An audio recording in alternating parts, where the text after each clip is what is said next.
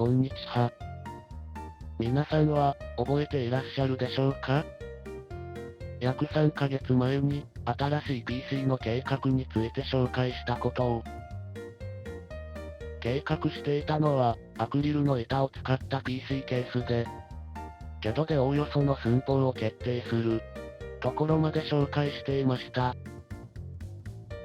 使用したパーツなどの詳細は、以前の動画を参考にしてもらえれば助かります。サラリーマンが忙しかったこともあり、なかなか作業が進まなかったのですが、どうにか見える形になってきたので、紹介していこうと思います。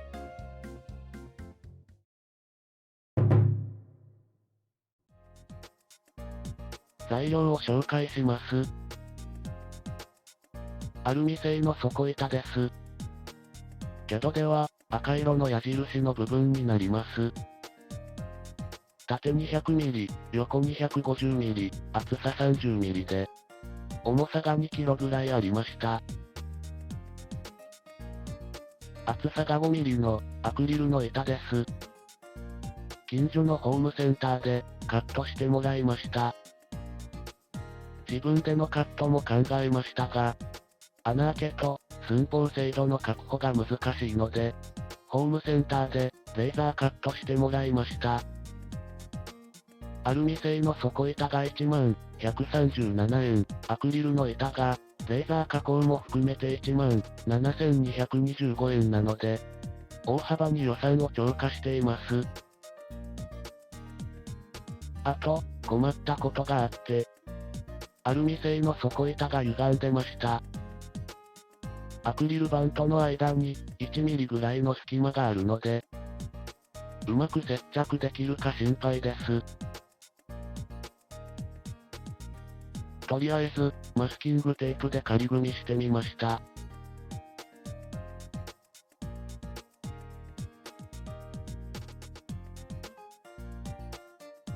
できました。アクリル板の長さはぴったりのようです。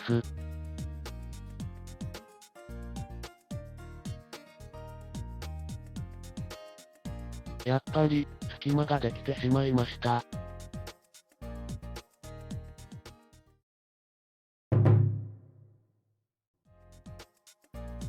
仕方がないので、凸になっている部分を、ヤスリで削ることにしました。ヤスリは400番を使用しています。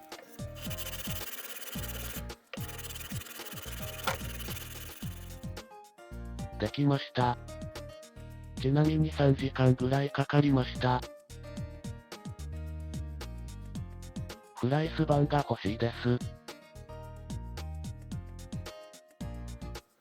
反対側もあるんですよね。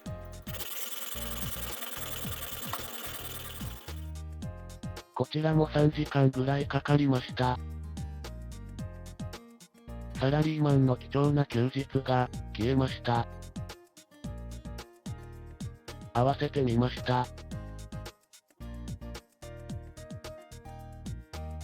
多少マシになったぐらいでしょうか。もう少し頑張りたいところでしたが、疲れたんで、妥協しました。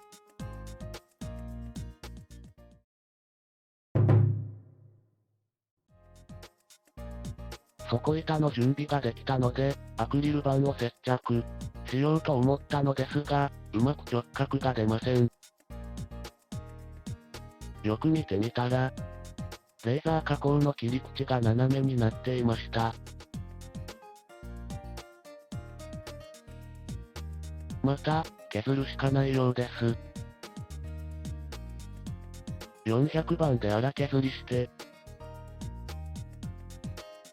1000番で水研ぎしておきました。だいたい直角が出たので、接着していきます。アクリルの接着には、専用の接着剤があり、今回は、アクリサンデーの接着剤を使用しました。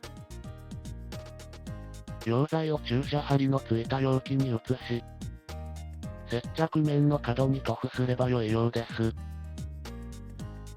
接着面に染み込まなかった溶剤は、すぐに拭き取った方が良いようです。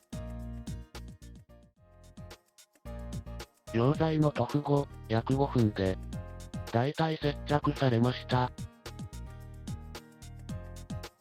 接着面を見ると、少し気泡が入ってしまったようです。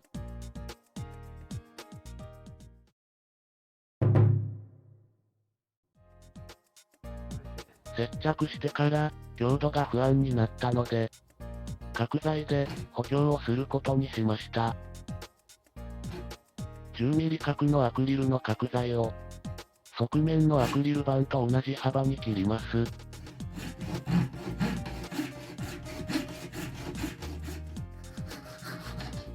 切れました。アクリル専用のノコギリだったので、うまく切れたようです。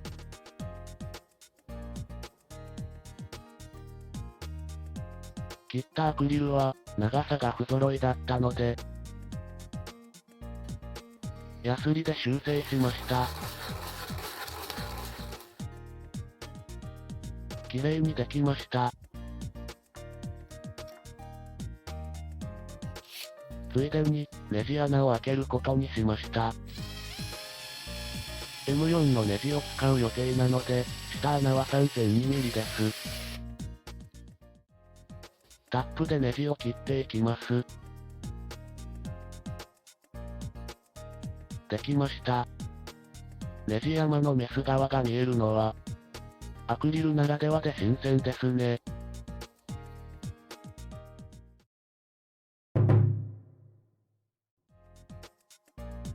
角材で補強していきます。できるだけ気泡が入らないように、溶剤をたっぷり塗っておきました。残りの3箇所のアクリル板も、同じように接着していきます。この溶剤は接着までの時間が短いので、手早く作業をする必要があり、忙しかったです。四隅が接着されると、ケースらしくなってきました。アクリル板を接着した時に、底板との接着面に多少の凹凸ができてしまったので、ヤスリで面出しをしときました。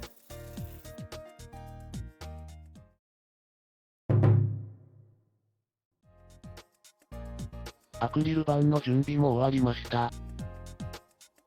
接着面には多少の気泡がありますが、強度としては問題ないと信じてます。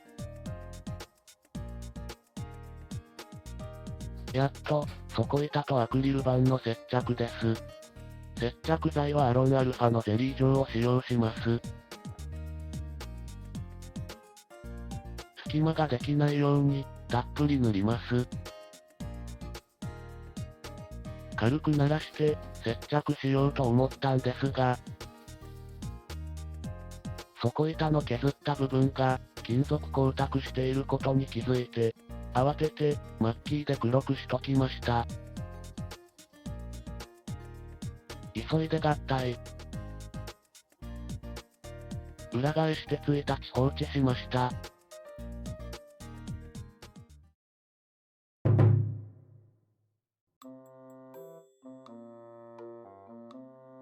音楽が変わったので、お気づきかもしれませんが、接着に失敗しました。